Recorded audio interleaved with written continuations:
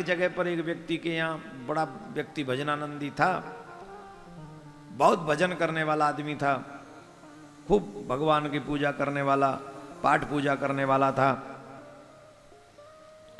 एक दिन क्या हुआ, उसका जवान बेटा था 18-19 साल का, उसकी मृत्यु हो गई।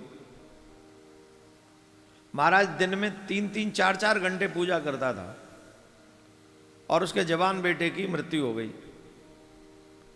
और जब जवान बेटे की मृत्यु हुई तो उसने सब पूजा पाठ खुंटी पे टांग दिए। खुंटी पे टांग दिए मतलब फिर उसके बाद कभी मुड़ के नहीं देखा हुआ। किसी ने पूछ लिया, पहले तो तुम बड़ी पूजा पाठ करते थे, अब क्या हुआ? तो उसने तुरंत जवाब दिया, किस काम की ये पूजा, किस काम का ये पाठ,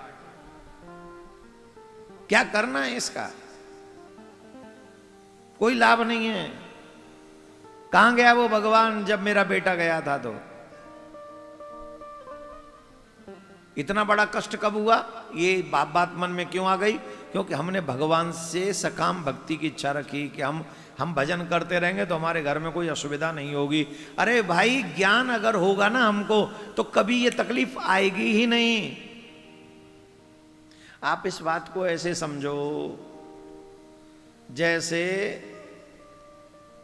हमारे शहर में एक कारागार है और कारागार में 100 कैदी बंद हैं, 100 कैदी बंद हैं। वहां कोई एक दूसरे को नहीं जानता, सब अलग अलग अपराध करके आए हुए हैं, लेकिन एक ही बैरक में 10-15 लोगों को डाल दिया गया। अब 10-15 लोगों को एक ही बैरक में डाल दिया तो अब वहां एक दूसरे को कोई जानता तो नहीं था, पर अब रहना ही इसी बैरक में है, मतलब एक ही कोठरी में रहना है, तो क्या करेंगे, एक दूसरे से जोड़ लेंगे संबंध। अरे भैया, चाचा, ताऊ, कैसे हो, कहाँ के हो, नौटंकी कर करू के अपना जुगाड़ सेट कर लेंगे। तो उनमें से कोई किसी के कपड़े धोएगा, कोई किसी के बर्तन धोएगा, कोई किसी से व्यवस्था उठा लाएगा, कुछ ये करेगा, तो एक दूसरे के पूरक हो जाएंगे, काम करेंगे। हाँ या ना? जवाब दो। पक्का? अब क्या हुआ, एक की हो गई बेल, उसकी छूट गई जेल, बेल हो गई, निकल गया बाहर। अब जिनके साथ उसने 10-20 महीने बिताए हैं वो उनको याद करेगा? बाहर जाके बोलो। भीतर वाले जरूर याद कर लें, क्योंकि ये तो अभी फंसे हैं, और ये भी याद करेंगे तो कभी कभी ताना दुखी होके वो बड़े मजे ले रहा होगा, हम अभी भी दुखी हैं। ऐसे ही ये भीतर वाले जरूर उसे याद करेंगे, लेकिन जो बाहर निकल गया है वो कभी किसी को याद नहीं करेगा। क्यों? वो कहेगा चलो फंद कटा उस कारागार से। ठीक वैसे इस कंडीशन को ऐसे समझ लो, ये संसार भी कारागार है और हम सब इसके बंदी हैं, हम सब इसकी जेल में बंद हैं। और एक बैरिंग माने एक घर में जो जो व्यक्ति डाले गए हैं, पहले ये किसी को जानते नहीं थे। मम्मी पापा, चाचा ताऊ, पति पत्नी, बेटा ये कोई किसी को नहीं जानता था पहले, लेकिन एक बैरिंग में जाने के चक्कर में एक दूसरे को जानने लग गए, थोड़ा संबंध निभाने लग गए, एक दूसरे की इच्छा पूर्ति करने लग गए, रोटी बनाने लग गई मम्मी, कमाने लग गए पापा, स्कूल की फीस भरने लग गए पापा, फिर बहन भाई राखी बांधने लग गए, क्योंकि अब यहीं रहना है जेल में और कोई ऑप्शन ही नहीं है। लेकिन हो गई बेल, छूट गई जेल, राम नाम सत्य हुआ तो कारागार छूट गया, और जिसका कारागार छूट गया वो लौट के फिर कभी नहीं मुड़ा तुम्हारी तरफ। लेकिन ये याद करते रहे समटाइम्स, कभी शादी में, कभी ऐसी जगह, वो होते तो कैसा होता, जे होते तो वैसा होता। ये याद क्यों कर रहे हैं? क्योंकि अभी भी जेल में ही है। वो तो याद नहीं कर रहा है। क्यों नहीं कर रहा है? क्योंकि वो फ्री हो गया, फंद कटा। पर ये जब तक ज्ञान नहीं होगा तब तक ये बात समझ में आएगी ही नहीं। आएगी? बिल्कुल भी समझ में नहीं आएगी। और ये ज्ञान कहां से मिलेगा? सत्संग से मिलेगा या गुरुदेव के यहां से मिलेगा। अन्य कहीं से ये ज्ञान मिल ही नहीं सकता। तो जिसका बेटा 18 साल का चला गया, उसने सारी भक्ति खुंटी पे टांग दी। क्यों? कोई भगवान भगवान नहीं होता। सकाम भक्ति का ये दुष्परिणाम होता है कि जब ऐसी कोई घटना जीवन में घट जाती है तो फिर हम भगवान को भी मानने से मना कर देते हैं। लेकिन हम कुछ ऐसे लोगों को जानते हैं कि उनके जीवन में बड़ी से बड़ी घटना घट गई, लेकिन वो निष्काम भक्ति, शायद गुरु कृपा ही इसको कहेंगे, गोविंद की कृपा ही कहेंगे। बेटा, जवान बेटा चला गया, इसके बावजूद भी माला हाथ से कभी नहीं गई। ऐसे लोग भी इस धरती पर हैं।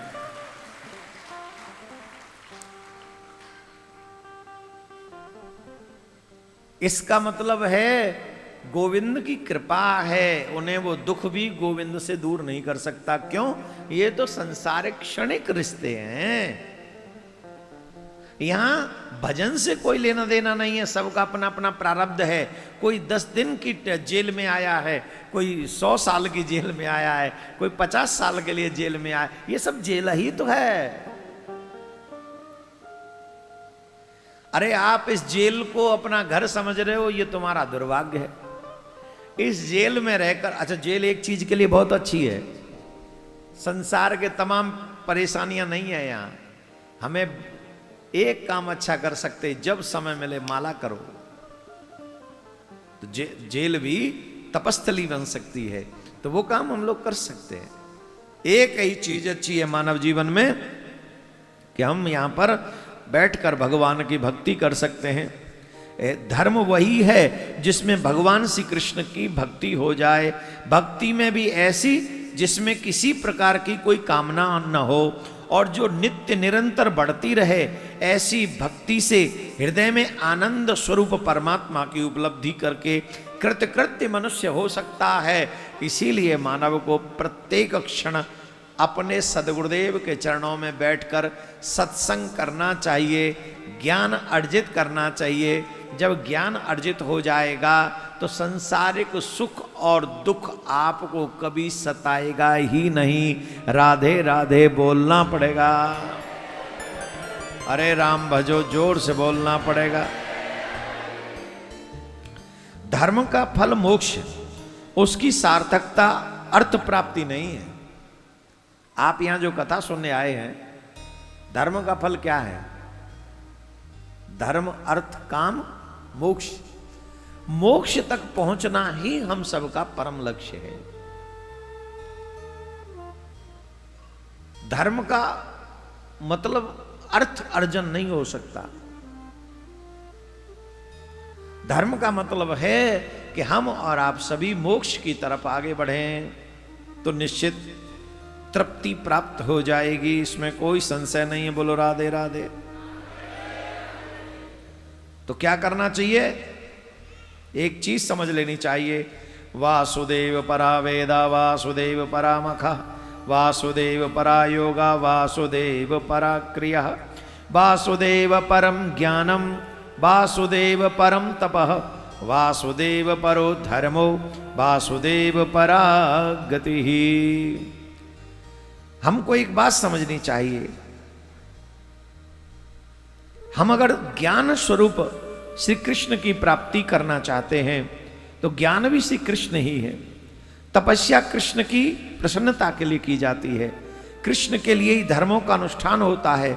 सब गतिविधियां श्री कृष्ण की, कृष्ण में ही समा जाने के लिए होती हैं और यह गतिविधियां श्री कृष्ण को ही हमें प्राप्त कराती हैं। यद्यपि भगवान श्री कृष्ण प्रकृति और उसके गुणों से अतीत हैं, फिर भी अपनी गुणमयी माया से, प्रपंच दृष्टि से, वे तत्व की दृष्टि से नहीं है।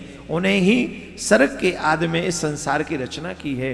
आप ये समझ लीजिए कि भगवान श्री कृष्ण कितने भी साधन कर लो, आप तपस्या कर लो, यज्ञ कर लो, होम कर लो, व्रत कर लो, जो करना है कर लो, इन सब को करने के बाद अगर तुम्हारे मन में भगवान के प्रति भक्ति नहीं है, ये सारे साधन अगर भगवान की भक्ति तुम्हारे हृदय में नहीं जगा पाए, तो एक चीज समझ लेना कि तुमने सिर्फ मेहनत की है, तुम्हारा कोई लाभ नहीं है। ये शारीरिक श्रम हो गया बस। वो यज्ञ श्रेष्ठ है जो भगवान की भक्ति जगा दे, वो वेद अध्ययन श्रेष्ठ है, वो क्रिया श्रेष्ठ है, जिसे करने के बाद तुम्हारे मन में भगवान की भक्ति जग जाए। कथा श्रवण इसलिए श्रेयस्कर माना गया है कि भगवान के स्वभावों का, लीलाओं का जब गायन होता है तो अकारण ही हमारा मन परमात्मा के चरणों की ओर खिंचने लग जाता है। और जब भगवान की तरफ हमारा मन खिंचता है, भक्ति उत्पन्न हो जाती है, तब समझ लेना चाहिए कि हमारी कथा सुनना सफल हो गया, हमारा तीर्थ जाना सफल हो गया, हमारा परिक्रमा लगाना सफल हो। अब परिक्रमा लगाते रहो, टेंशन रहे कि घर पहुंचना है, घर पहुंचना है, घर पहुंचना है। लगा रहे हो गोवर्धन की परिक्रमा, टेंशन है घर की, तो ऐसी परिक्रमा से घर में ही रहते। सिर्फ मेहनत कर रहे हो आप, फल प्राप्त नहीं होगा जो होना चाहिए। आपको कोई भी कार्य करना है तो एक रुचि के साथ, कैसे? इस कार्य का फल सिर्फ कृष्ण की भक्ति प्राप्त हो, और वो भी निष्काम भक्ति, सकाम भक्ति नहीं, निष्काम भक्ति।